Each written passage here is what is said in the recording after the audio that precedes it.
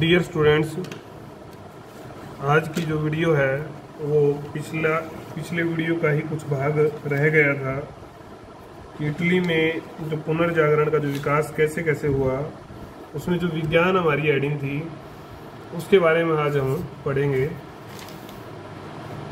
तो विज्ञान के क्षेत्र में भी काफ़ी उन्नति हुई, जिससे समाज का, लोगों का, देशों का जो है जीवन में विशेष अंतर आया, परिवर्तन आया। उसी कारण से हमने इसको पुनर्जागरण भी बोला। पहले जो सिद्धांत था, टोलेमी ने जो सिद्धांत दिया था वो ये था कि पृथ्वी के चारों ओर सभी ग्रह घूमते हैं, पृथ्वी केंद्र है। लेकिन इस विचार को जो है धक्का लगा, विचार जो आया, अब सूर्य केंद्रित विचार आया। सूर्य केंद्रित जो विचार था वो अलग अलग विद्वानों ने दिया। लियोनार्डो दा विंसी ने भी बताया कि पृथ्वी अपनी धुरी पर घूमती है, और उसने सिद्ध किया कि पृथ्वी ब्रह्मांड के केंद्र में स्थित नहीं है। पृथ्वी अपनी धुरी पर घूमती है। उसने सूर्य के स्पष्ट परिभ्रमण को नहीं माना। हालांकि निकोलस कोपरनिकस थे, उन्होंने गणितीय आंकलन के आधार पर जो है बताया कि पृथ्वी जो है 24 घंटों में एक चक्कर अपनी धुरी पर पूरा करती है, और ये जो सारा जो घूमना था, इस सारे के बारे में उन्होंने अपना विचार दिया। अन्य विद्वानों की अगर हम बात करें तो इसमें निकोलस तो आए ही, केपलर ने भी अपना जो है विचार दिया था।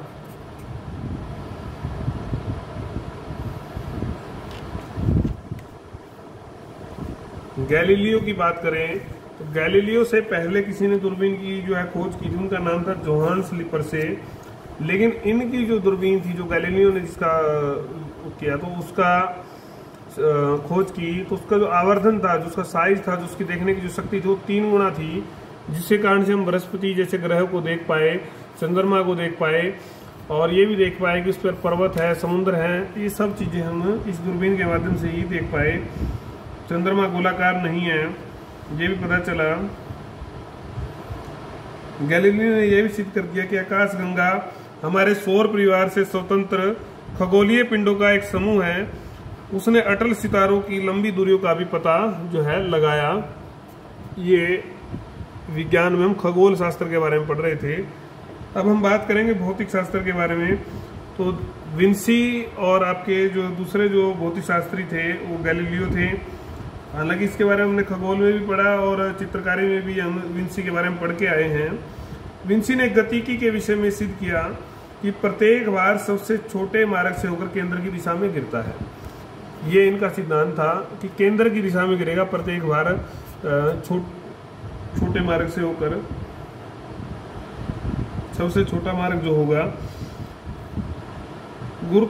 इस जो सिद्धांत दिया उनमें गुरुत्वाकर्षण के सिद्धांत जो है निहित थे। हालांकि उन्होंने एग्जैक्टली वो नहीं कहा था, वो तो बाद में न्यूटन ने ही बताया था हमें। उससे पहले की अगर हम बात करें तो विंसी ने गोता लगाने वाले जहाज, भाप का इंजन, हथियार युक्त गाड़ी, आरी जो है पेड़ों काटने के लिए, संगमरमर काटने की आरी, ये सब चीजें भी उसने फिजिक्स के आधार पर ही बनाई थी। गाड़ी का जो डिजाइन था, जहाज का जो डिजाइन था, जो ये आविष्कार किए उसने, ये सब फिजिक्स के आधार पर उसने किए थे।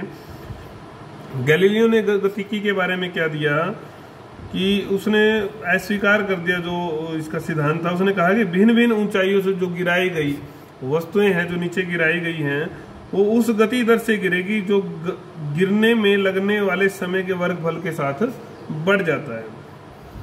सभी अदृश्य वस्तु में वजन होता है, ये सिद्धांत भी इन्होंने दिया। कुल मिलाकर समाज के क्षेत्र में जब ये विज्ञान में उन्नति हुई तो नई नई चीजों का आविष्कार हुआ, और उन नई नई चीजों के आविष्कार से मनुष्य का जीवन जो है वो सरल बना था, सुखी बना था, और उस सुखी और सरल जीवन के आधार पर ही हमने इसको पुनर्जागरण कहा है। चिकित्सा शास्त्र की अगर हम बात करें तो पहले भी हमने चित्रकारी में भी कहा था कि मानव शरीर केंद्रित था। उसमें जो शरीर की जो अंग थे, जो संरचना थी, उसके ऊपर चित्र भी काफी बने। तो विज्ञान में भी उस चित्रों के आधार पर और विज्ञान से चित्रकारी में जो है दोनों को ही एक दूसरे से सहायता मिली। अरोटा था, रक्त धमनियां थी, फुफ्फुस था, इन सब के बारे में बड़े अच्छे से चर्चा की गई है और व्याख्या की गई है। रक्त का जो परिसंचरण था वो कैसे जो है जानकारी दी गई है। गैर इतालवी लोगों ने भी इसमें योगदान दिया। एंड्रियाज बेसेलियस की अगर हम बात करें तो वो जनक माने जाते हैं शरीर विज्ञान रचना के। स्पेनिश वासी जो थे माइकल सर्वेतस और ब्रिटेन के विलियम हार्वे, इन्होंने अपनी जो पुस्तक में भी काफी जो है पुस्तकों के माध्यम से योगदान दिया। सर्वेतस ने बताया कि किस तरह से खून हृदय के दाएं कोष्ठक से जो है निकलकर फेफड़ों तक पहुंचता है और फिर वापस जो है शुद्ध होकर हृदय तक पहुंचता है। उन्होंने कहा कि शरीर एक द्रव चालित मशीन की तरह, इसमें आत्मा का कोई स्थान नहीं है। मशीन बताया एक इन्होंने इसको शरीर को। हृदय का शरीर में हृदय को बहुत इंपॉर्टेंस दी है इन लोगों ने। हृदय का वही स्थान है जो सूर्य का विषम स्थान है। ये इस तरह से अगर हम चिकित्सा शास्त्र पे आकर अगर हम बात करें तो इटली का पुनर्जागरण जो है यहाँ पर पूर्ण हो जाता है। किसी और पुस्तक से, रेफरेंस बुक से या वीडियो जो हमने शेयर किए आपको, नोट्स जो शेयर किए हैं उनके माध्यम से आप अगर इसमें कोई और पॉइंट जोड़ना चाहें तो और भी जोड़ सकते हैं। उससे आपका जो उत्तर है वो और निखार में ही आएगा, कम नहीं हो जाएगा। तो वो भी आपको करना ही चाहिए। यहाँ तक तो हम पढ़ चुके थे। अब हम बात करते हैं जो अभी तक हमने नहीं पढ़ा था। हमने दोबारा इसलिए पढ़ाया आपको ताकि आप सिलेबस को अच्छे से रिवाइज कर सकें। और कुछ बच्चे जो क्लास नहीं लगा रहे थे तब तक वो क्लास लगानी शुरू कर देंगे। और जो हम टेस्ट आपका 2 लेसन का लेंगे उसमें भी आपको कोई समस्या न आए, इसलिए हमने इसको दोबारा से करवाया आपको। आज जो नया टॉपिक है वो है जर्मनी में पुनर्जागरण। देखो बहुत सारी बातें तो आप कर भी चुके हो, वही कला विज्ञान में जो उनती होगी, चित्रकला में, संगीत में, साहित्य में, उसी की बात हम करेंगे। तो जर्मनी में जो है कैसे शुरू हुआ उसकी अगर हम बात करें तो जर्मनी और इटली के संबंध या उसकी जो नज़दीकी है वो ज़्यादा है। और इटली के विश्वविद्यालयों में जो है जर्मनी के काफ़ी सारे बच्चे जो है प्रवसन मतलब पढ़ने जाते थे। और ये जो विद्यार्थी पढ़ के आते, जब जो जर्मनी के शहरों में आते, आग्सबर्ग, न्यूरेमबर्ग, म्यूनिख, वीना जैसे शहरों में जब रहते तो वहां पर इन्होंने मानवतावादी आंदोलन चलाए। वहां से सीखते और वो यहाँ आकर प्रयोग करते। इनमें वान हटन और क्रोटस रूबियानस जो थे वो मुख्यतः थे। उन्होंने एक पुस्तक भी लिखी, लेटर्स ऑफ ऑब्सक्योर मैन, जिसमें इन्होंने ईसाइयों पर, धर्मगुरुओं पर जो था कुठाघात किया, प्रहार किया, इनकी बुराइयों को से समाज को परिचित कराया। Letter of obscure man. इसके अलावा भी कई अन्य विद्वान रहे, रिचलिन थे, लेकिन हम सीधा जो है मुख्य अपना जो बिंदु है उस पर आ जाते हैं। तो बड़े विद्वान जो थे अल्ब्रेख्त ड्यूरर जो थे, उन्होंने चित्रकला के क्षेत्र में जो है विशेष कार्य किया। पहले जो चित्रकला थी वो आपको पता ही धर्म से संबंधित थी, लेकिन अब थोड़ा अंतर आने लगा था। तो इनकी जो कृतियां थी वो थी adoration of the Maggi, adoration Maggi की पूजा। एडोरेशन का मतलब ये होता है। फिर जो है दी क्रूसिफाइड क्राइस्ट, और फिर है दी 4 अपोस्टल्स, 4 धर्म प्रचारक। ये इनकी कृतियां थी। इन चित्रों के माध्यम से इन्होंने कला को, जर्मनी की कला को विशेष जो है स्थान दिलवाया। इन नक्काशियों में, इसकी नक्काशियों में मेलंकलिक जो नामक नक्काशी कला की दृष्टि जो है महत्व थी। इसमें एक महिला को दिखाया गया है। एक खास बात क्या है, एक महिला को दिखाया गया है, उसके छोटे पंख दिखाए गए हैं। वो अपना जो भार है उसको उठाने में सक्षम नहीं है, उड़ने में सक्षम नहीं है। ये एक प्रतीकात्मक चित्र था। इसमें दिखाया गया कि कैसे जो औरत है उसकी जो कठिनाइयाँ इतनी हैं और वो अपने जीवन को जो है सही से चला नहीं पा रही है और ना ही उसका कोई हल है। निराश रूप दिखाया गया है मनुष्य का, कि जो चित्रकार है वो निराश है, उसके पास कोई हल उन चीज़ों का नहीं है। होंस हेल्बिन ने भी अनेक चित्रों का निर्माण किया, जिसमें इरे समस वगैरह के जो चित्र हैं वहाँ तक प्रसिद्ध हैं। क्राइस्ट इन द टॉम्ब, ये इनका जो है मुख्य, कब्र में जो है ईसा जो है वो चित्र जो है मुख्य चित्र है इनका। आलेखित किया गया, आरेखित किया गया है। चर्च की बुराइयों को इन्होंने उजागर किया है अपने चित्रों में। अब हम बात करते हैं विज्ञान की। विज्ञान में क्या हुआ, जॉन केपलर, हमने पढ़ा है जॉन केपलर के बारे में। इन्होंने बताया था कि कैसे जो पृथ्वी है या अन्य जो ग्रह है तो वो कैसे जो है चक्कर सूर्य के चारों ओर वृत्ताकार कक्ष में न काटकर दीर्घ वृत्ताकार रूप में काटते हैं, जिसको हम अंडाकार रचना बोलेंगे। अंडाकार जो रचना है उसमें वो चक्कर काट रहे हैं। इस विचार से जो प्लेटो और पाइथागोरस ने जो सिद्धांत दिए थे नक्षत्रों की गति संबंधी, वो सब ध्वस्त हो गए। और इसी क्षेत्र में अगर हम बात करें तो फिर पैरासेल्स जो चिकित्सा के क्षेत्र में इन्होंने काम किया, इन्होंने खूब रिसर्च की बीमारियों के बारे में, उनके उपचार के बारे में, असंख्य इन्होंने प्रयोग किए दवाइयों के, और इन्होंने बताया कि रसायन और औषधि शास्त्र में गहरा संबंध है। और इनकी खोजों में जो है वो एक बौनेपन की जो बीमारी आई और मनुष्य में जो उनके बच्चों में, पिता और बच्चों में जो बीमारी है गाइटर रोग जो है आपको गले का, आपने सुना होगा, तो उसके बारे में भी इनकी रिसर्च काफी मूल्यवान थी। निम्न देशों में पुनर्जागरण कैसे हुआ। निम्न देशों में अगर हम बात करें तो निम्न देशों में हॉलैंड और फ्लैंडर्स जो है मुख्य देश थे। इन देशों में खासकर जो अगर हम इरेस्मस डिजीरियस इरेमस की बात करें, बहुत बड़े मानवतावादी थे, सबसे बड़े मानवतावादियों में से एक थे। ये हॉलैंड के निवासी थे। उन्होंने मानवतावाद का खूब प्रचार किया, बाइबल के जबरदस्त विद्वान थे ये, और इन्होंने कई वर्ष फ्रांस, ब्रिटेन, जर्मनी, स्विट्जरलैंड में बिताए। लैटिन का, यूनानी का अध्ययन किया। इनकी रचनाओं में प्रेज ऑफ फोली मुख्य रचना है। फोली तत्कालीन जो समाज में जो बुराइयां थी, अंधविश्वास थे, उनकी कटु आलोचना इन्होंने की। और colloquies the handbook of the Christian knight में भी इन्होंने ईसाइयत की आलोचना की है। न्यू टेस्टामेंट इनकी एक पुस्तक थी जिसमें आज भी जो प्रेरणा का स्रोत है, ईसाइयत संबंधी विचार उसमें प्रकट किए गए हैं। उसका उद्देश्य तर्क संगत ईसाइयत आए, मतलब विचार जो आए वो तर्क संगत हो, कसौटी पर खरे उतरे। प्रकृतिवाद, सहिष्णुता, मानवीय जो बौद्धिकता के जो मूल्य थे, उन पर जो है इनका विचार जो है आधारित था। फ्लेमिश की अगर हम बात करें, चित्रकला क्षेत्र की अगर हम बात करें निम्न देशों में, तो फ्लैंडर्स की जो चित्रकला वो क्लासिकी जो प्रभाव थे, जो प्राचीन जो प्रभाव थे, उनसे मुक्त थी।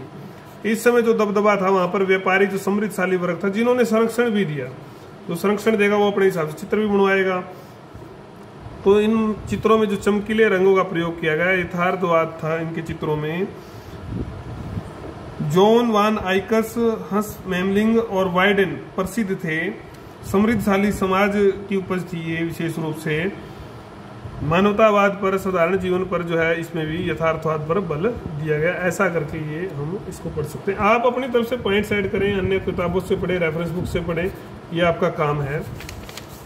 इस प्रकार से ये हमारा जो लेक्चर है निम्न देशों के पुनर्जागरण के बारे में यहाँ पर कंप्लीट होता है। उसके बाद जो लेक्चर हमारा शुरू होएगा वो कि फ्रांस में पुनर्जागरण कैसे हुआ और स्पेन में कैसे हुआ, और फिर आपका इंग्लैंड का तो हम अगले लेक्चर में आपको पढ़ा चुके हैं, तो इसलिए फ्रांस और स्पेन का हम पढ़ा ही देते हैं आपको। फ्रांस में पुनर्जागरण में जो मुख्य बिंदु है वो है कला का। कला में कैसा जो है विकास उस समय में हुआ। मूर्तिकला, स्थापत्य कला में थोड़ी उन्नति जरूर हुई, लेकिन खासकर जो वहाँ पर काम चलता था वो भवन निर्माण का, महलों का ही चलता था। लूव्र नाम के जो है भवन का निर्माण किया गया, अनेक महलों का जो है अनेक नगरों में निर्माण हुआ। इटली कला के जो मिश्रण जो तत्व थे वो मिश्रित थे इसमें। विज्ञान की अगर हम बात करें तो फ्रैंकोइस जो वीटे नाम के जो व्यक्ति थे वहाँ के, वो बड़े जबरदस्त गणितज्ञ थे। उन्होंने आधुनिक बीज गणित के जो साइन है, संकेत हैं वो दिए, समीकरण का सिद्धांत दिया। इसके बाद अगर हम बात करें अम्ब्रोइज पैरे ने चिकित्सा शास्त्र में, शल्य चिकित्सा में विशेष उन्नति, विशेष जो है रिसर्च की। जो गोली लग जाती थी युद्धों के दौरान, तो उसमें पहले जो इलाज करते थे वो उबलते तेल से करते थे, तो उसमें दर्द, इन्फेक्शन, अन्य कई प्रकार की दिक्कतें थी। अब क्या किया गया, पट्टी और मरहम को लाया गया। खून को रोकने के लिए पट्टी बांधी जाने लगी, मरहम लगाया जाने लगा। ये सारा कार्य इनके द्वारा किया गया। इसके कारण से इनको फ्रांसीसी जो चिकित्सा थी उसका जनक माना जाता है। फ्रांसीसी शल्य चिकित्सा का जनक जो है अम्ब्रोइज पेरे को माना जाता है। साहित्य की अगर हम बात करें, साहित्य में फ्रैंकोइस रेबलास जो है प्रसिद्ध जो है इनके वो थे, दर्शन शास्त्री थे, विचारक थे। इन्होंने जन साधारण के लिए पंचांग बनाया। जो पादरी हकीम उनकी आलोचना की, उनके ऊपर प्रहार किया कि भी जो ज्योतिष के बहाने या ग्रहों के बहाने या अनेक गलत धारणाओं के बहाने लूटते हैं, उनका विरोध किया। इसके कारण से पादरियों ने, चर्च ने इसको विधर्मी बताया। तो वैसे इनको आखिर में कट्टर विधर्मी बताकर चर्च के जो रीति रिवाज थे, रूढ़ी थी, उनका इन्होंने उपहास उड़ाया, बंधन न माने। इनका जो उद्देश्य समाज को अच्छा जीवन भोगने से था कि समाज जो है अच्छा जीवन जिए, सुख भोगे, न कि जो है चर्च की जो नैतिकता की बातें हैं, अनावश्यक जो बातें हैं, बंधन जो लगाए गए उनमें बंधा रहे। इन्होंने एक ऐसे टापू की कल्पना भी की थी अपने जो ग्रंथ में, गर्गेंतुआ और पेंटाग्रल इनके जो ग्रंथ थे, इसमें इन्होंने एक मठ की कल्पना की जहां पर स्त्री पुरुष अपनी इच्छा अनुसार स्वतंत्र जो है जीवन यापन कर सके। गर्गेंतुआ और आपके पेंटाग्रल जो इनके लेख थे उसमें जो इन्होंने ऐसी कल्पना की, वही काम करे जिसकी उनको इच्छा हो, न कि दूसरा काम। ऐसा मुक्त होकर एक इन्होंने बहुत अच्छा जो आदेश दिया, जो आपको जरूर आपको ध्यान रखना चाहिए, सबके लिए मुझे बहुत अच्छा लगा, वो है कि अगर व्यक्ति समाज जो है पुरोहित वर्ग से मुक्त होकर, किसी भी मतलब बंधन से मुक्त होकर, अनावश्यक बंधकों से मुक्त होकर सहज अच्छाई का मार्ग अपनाकर हम पृथ्वी पर ही स्वर्ग स्थापित कर सकते हैं। कितना अच्छा इन्होंने सिद्धांत दिया।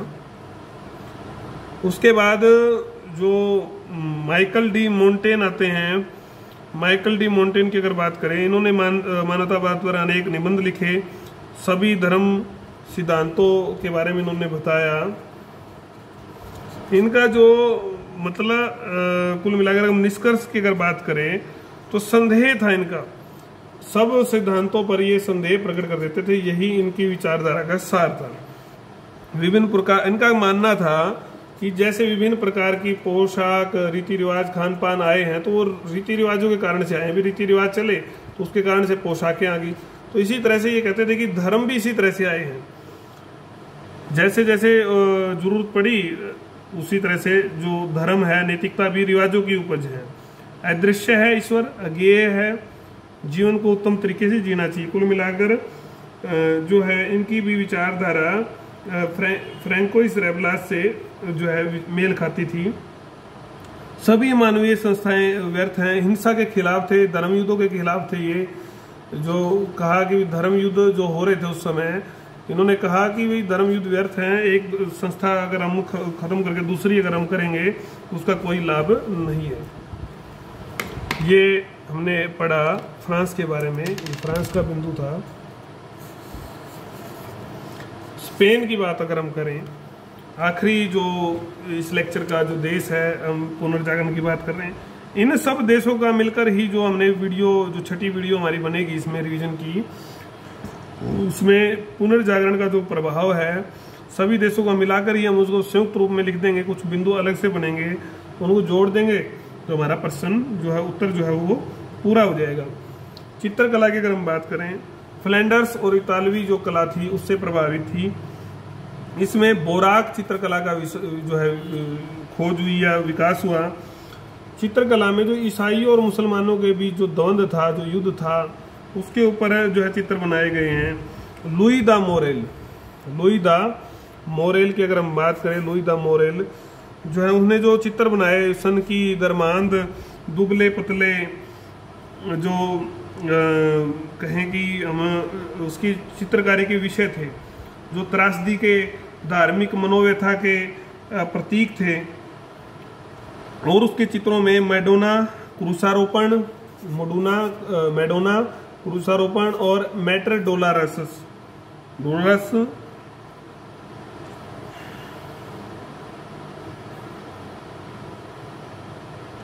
ईसा की जो माँ थी अपने पुत्र के लिए जो शोक में है, तो उस चित्र को हम बोलते हैं डोलरासस। कैथोलिक रूढ़िवादिता, क्योंकि इनके जो चित्र थे उनमें कैथोलिक जो चर्च के जो अनुयायी थे उनके अनुरूप विषय बनाए गए थे, तो ऐसा मानते हैं कि इनकी निष्ठा बहुत ज़्यादा थी। अल ग्रेको के चित्रों में भी उत्कट भावुकता, गहरी त्रासदी, अलौकिकता, रहस्यवाद के तत्व जो है मिलते हैं। इन्होंने the burial of the court of Orgaz जो है, पेंटिकोस्ट और एपोकैलिप्टिक विजन आदि चित्र बनाए थे। ये नाम आपको याद ही करने पड़ेंगे, इसका कोई इलाज नहीं है। इसके अलावा डोमेनिका नाम का भी एक प्रभावशाली जो है चित्रकार उस समय में हुआ। तो इनका जो विषय है वो त्रासदी था, हमने बता दिया आपको, मनोव्यथा था। साहित्य की अगर हम बात करें तो नाटकों का विशेष रूप से इस काल में जो है बोलबाला रहा। बुजुर्वा जो काम करने वाला जो वर्ग था उसका जो गुणगान किया गया। लोप दी वेगा स्पेन का सबसे प्रसिद्ध नाटककार था, उसने 1500 तो सुखांत नाटक लिखे और 400 लाक्षणिक नाटक लिखे। उसके अलावा मिगाल द सर्वेतस ने भी कई जो है नाटकों की जो है रचना की। सामंतों के प्रति जो है घृणा के जो है भाव इसमें मिलते हैं इनके नाटकों में, और बुजुर्ग वर्ग की प्रशंसा मिलती है। इस प्रकार से ये अपना लेक्चर पूरा हो जाता है।